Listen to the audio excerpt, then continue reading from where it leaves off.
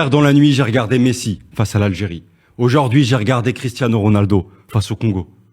Je peux vous dire que l'écart de niveau entre les deux, il est encore plus grand qu'à leur prime. L'écart aujourd'hui, il est immense. Je suis passé avec Messi d'une Audi RS6, toute option, à Cristiano Ronaldo, une Clio 2, 3 portes, sans clim. Il n'y a plus rien. C'est un joueur qui malheureusement est devenu facile à gérer pour les équipes adverses. Le Congo, ils ont été compacts derrière. Ils ont marqué Cristiano Ronaldo dans la surface de réparation.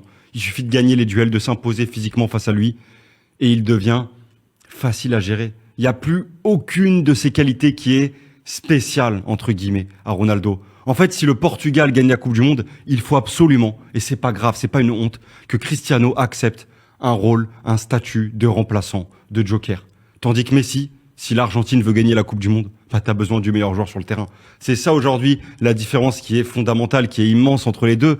Mais c'est pas une honte pour Cristiano, c'est ça qu'il faut comprendre. C'est que Cristiano aujourd'hui soit devenu limité, soit un joueur qui n'a plus énormément d'impact dans les matchs de haut niveau, c'est pas grave. Je pense qu'il a tout à gagner à devenir un joker, un remplaçant.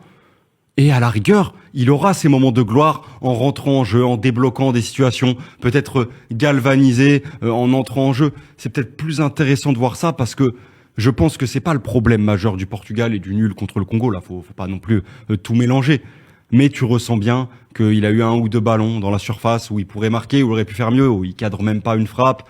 Et dans le jeu, il est quasi inexistant. Des fois, il retourne chercher, toucher des ballons, mais ça n'apporte en fait, ça n'accélère pas ou ça n'apporte rien au jeu. Donc c'est difficile, c'est stéréotypé.